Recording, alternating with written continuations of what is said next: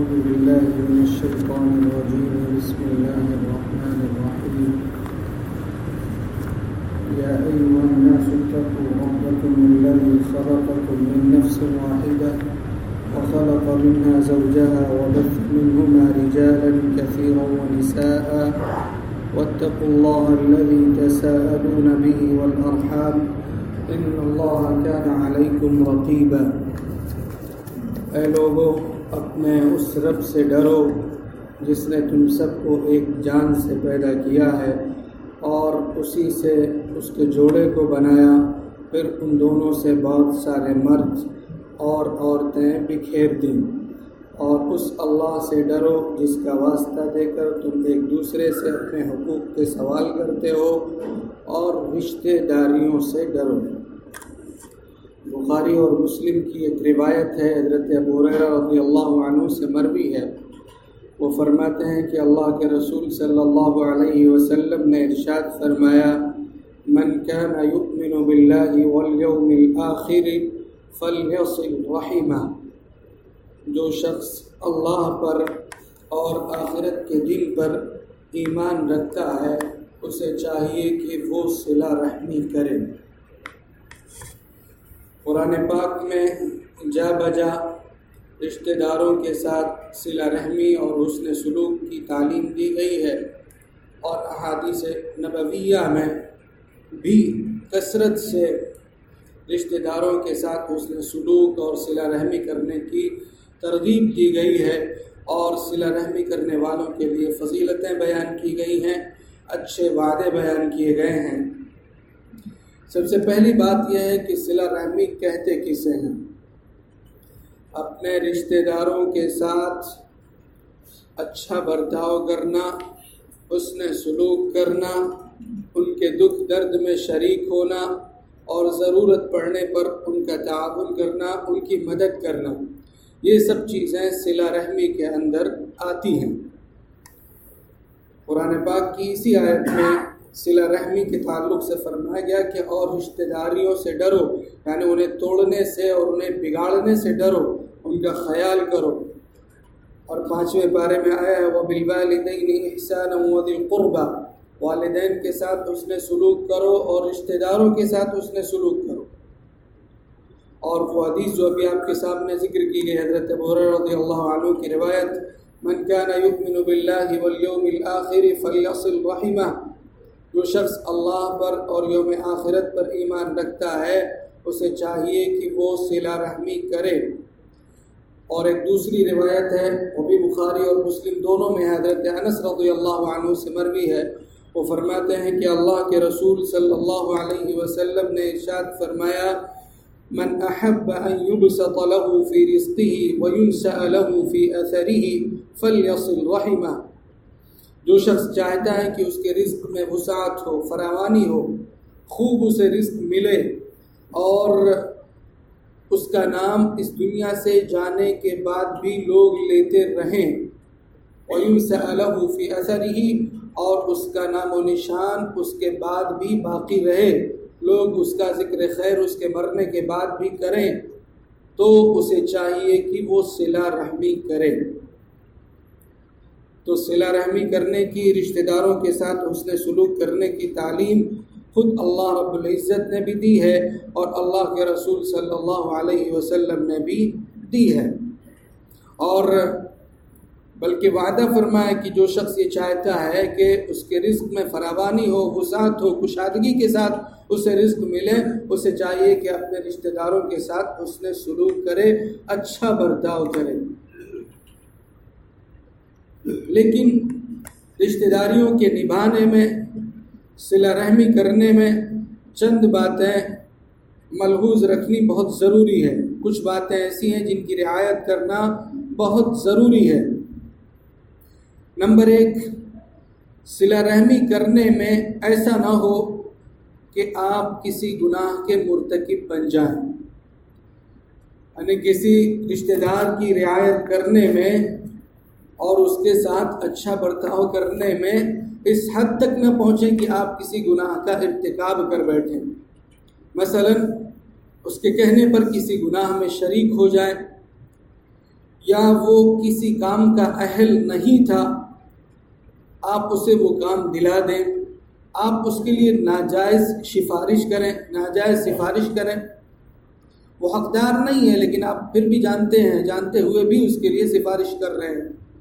وہ ایک جگہ کا حقدار نہیں تھا لیکن وہ آپ کا رشتہ دار تھا، اس لیے آپ نے اسے وہاں پر بٹھا دیا،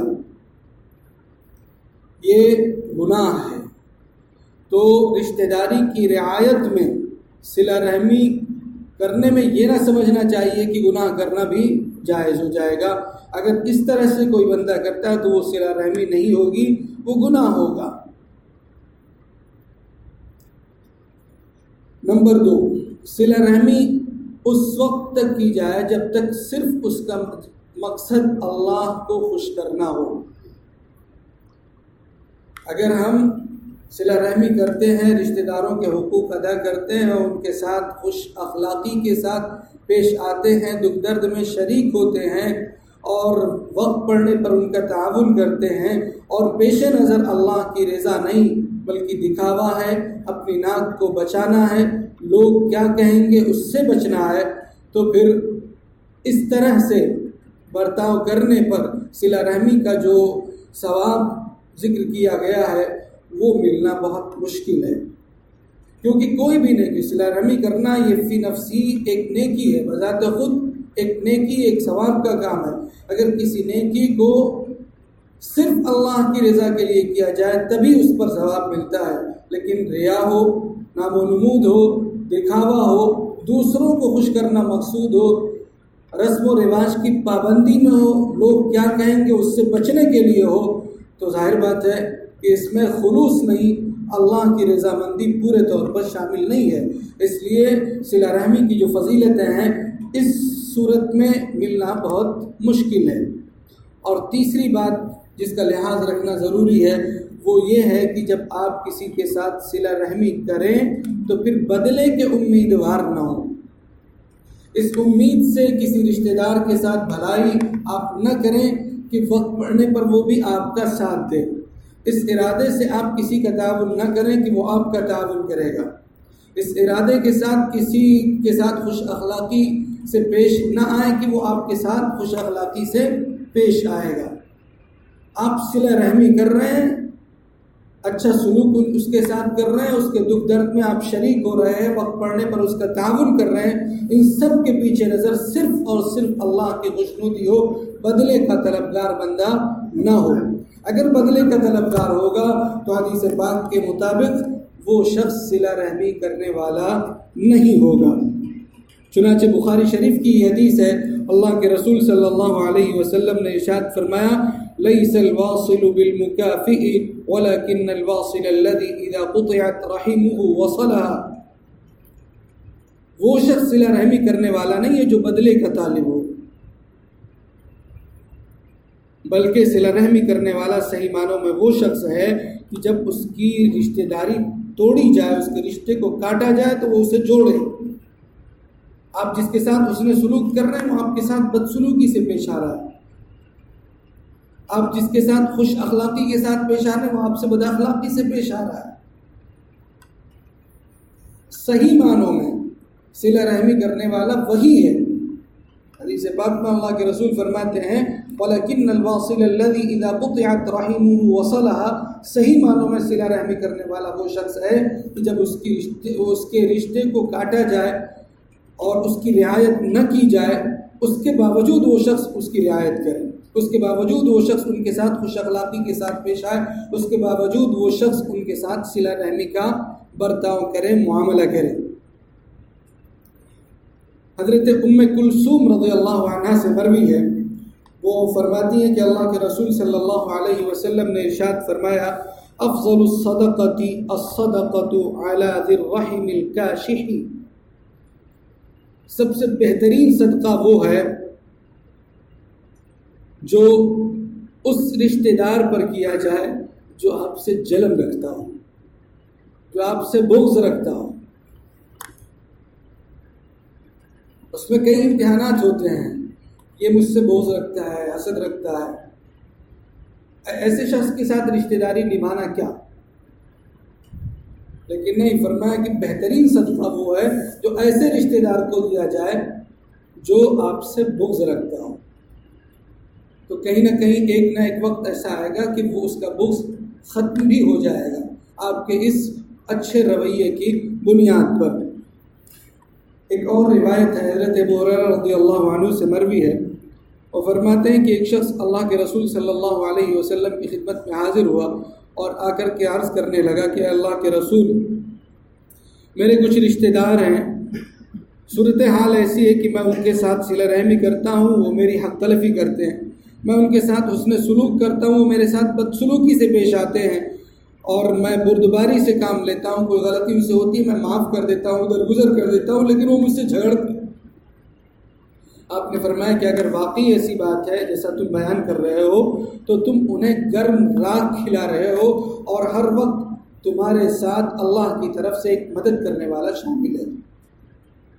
یعنی کہ وہ اپنی بدعملی کی وجہ سے وہ دوزخ کا انتظام کر رہے ہیں اپنے لیے، لیکن ان کی بدسلوکیاں اور ان کی بد اخلاقیاں اور ان کے جھگڑے یہ تمہیں کچھ بھی نقصان نہیں پہنچا سکتی ہیں، اللہ کی طرف سے برابر تمہارے ساتھ ایک معاون رہتا ہے. تو بہرحال رشتہ داریوں کا لحاظ رکھنا چاہیے، صلہ رحمی کرنے کی کوشش کرنی چاہیے، بلکہ کرنا چاہیے. بہت سارے وعدے، بڑی فضیلتیں بیان کی گئی ہیں اس کی احادیث نبویہ میں اور قرآن پاک میں جا بجا اس کی تعلیم دی گئی ہے، لیکن صلہ رحمی کرتے ہوئے ان 3 باتوں کا لحاظ رکھنا بہت ضروری ہے. نمبر 1، صلہ رحمی کرتے ہوئے کسی گناہ کے مرتکب آپ نہ ہو. نمبر 2، صلہ رحمی کرنے میں صرف اللہ کی خوشنودی مقصود ہو، ریا، نام و نمود، دکھاوا، رسم و رواج کی پابندی، یہ سب چیزیں نہ ہو. اور نمبر 3، صلہ رحمی کرتے وقت آپ کو بدلے کی امید نہ ہو. تب جا کر کے صلہ رحمی کا جو ثواب ہے اور اس کی جو فضیلتیں ہیں صحیح معنوں میں اس کے ہم حقدار بن سکیں گے. اللہ رب العزت ہم سب کو عمل کرنے کی توفیق عطا فرمائے.